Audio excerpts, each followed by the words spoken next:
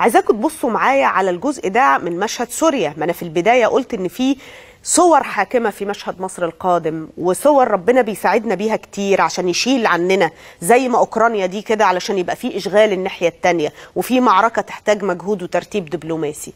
تعالوا بصوا معايا على الجزء ده من فيلم. الفيلم ده اتصور في سوريا، عملته قناه بلغاريه، وهنحاول كل يوم نذيع لحضراتكم منه جزء. عايزاكم تبصوا شويه كده علشان في عنوان بارز. جزء من مخطط الشرق الاوسط الكبير كان اخلاء منطقه الشرق الاوسط من المسيحيين، علشان كده كان في محاولة لتهجيرهم وترويج التهجير وتصعيبه لحظة علشان لا تكتشف العملية. ليه؟ علشان نبقى احنا كلنا زي سوريا كده، يلموا كل الإرهابيين اللي في العالم، كل اللي مالهمش 3 لازمة في العالم يبقوا في المنطقة دي ويتحكموا فينا. خلونا نبص ونرجع نفهم ايه اللي بيحصل.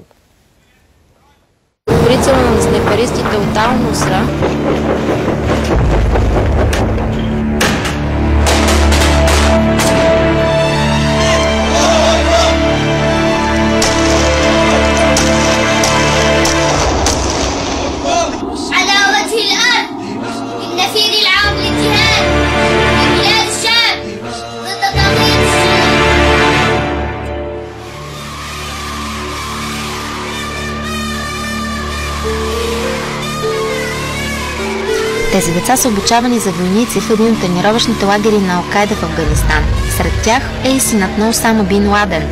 Записът с децата, войници на Ал-Кайда, е направен преди 15 години и е разпространен в официалните интернет страници на терористичната организация.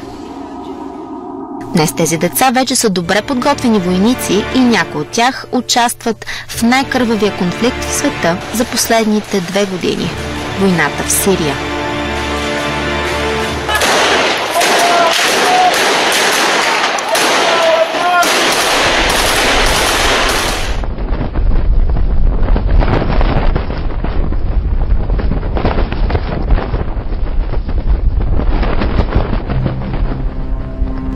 Ислямска държава в Ирак и Сирия. Тази табела посреща посетителите на град Рака в северна Сирия.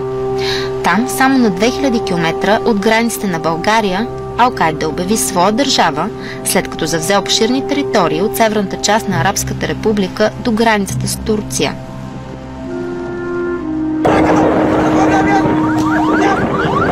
Новата ислямистка държава е разделена на емирства и се ръководи по законите на шериата.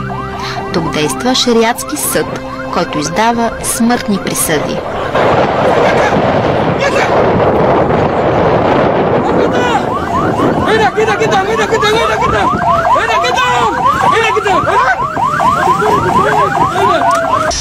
وقد حكمت المحكمة الشرعية في جبهة النصرة في المنطقة الشرقية بدير الزور بالقتل على هؤلاء العسكر المرتدين لما قاموا به من مجازر ضد إخواننا وأهلينا في سوريا. تكبير! الله أكبر! تكبير! الله أكبر! تكبير! الله أكبر! الله أكبر!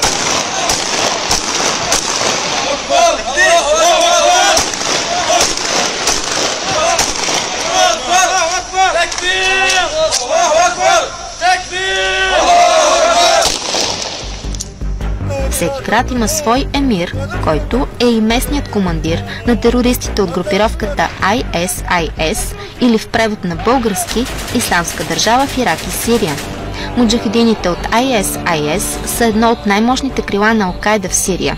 Другото крило на Ал-Кайда тук е фронтът Ал-Нусра, който контролира предградието на Дамаск и южната част на Сирия около град Дара.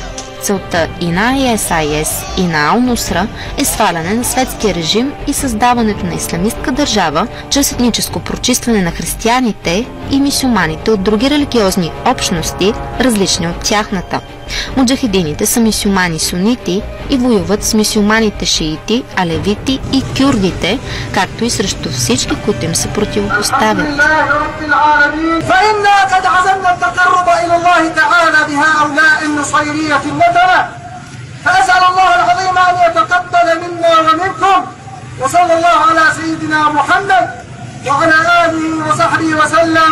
الدولة الإسلامية في العراق والشام. الله أكبر.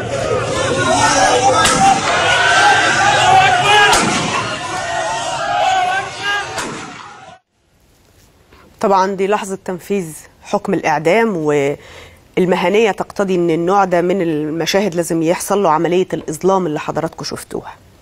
أنا مصرة أن مشهد سوريا مشهد حاكم في خروج مصر يوم 14 و15 من عنق الزجاجة. الفيلم ده هنحاول نعرض منه أجزاء، بس لو انتبهنا لآخر جملة بعد ما استعرض المكون وبيدي ملخص كده في بداية الفيلم إنه النصارى مش عارفة مين كل دول هو هيشيلهم. مين هو اللي بالرايات السوداء. مين هم اللي بالرايات السوداء اللي حولوا سوريا لهذا المشهد اللي حضراتكم شفتوه. أنا نفسي، لو أنا عارفة إن ده صعب جدا دلوقتي، معرفش السوريين بيشوفونا ولا لأ، بس هل هو ده اللي هم كانوا عايزينه؟ زي بالظبط ما نفسي أسألهم، هو معقولة اللي بيمثلكوا ضد دولة استبداد بشار هو الشيخ الجربة؟ تربية السعودية ده اسمه الشيخ. يعني انتوا عايزين دولة شكلها ايه؟ مواصفاتها ايه؟ مين رئيسها؟ ازاي ده يمثلكوا؟ يعني ده ما بيتكلمش سوري أصلا.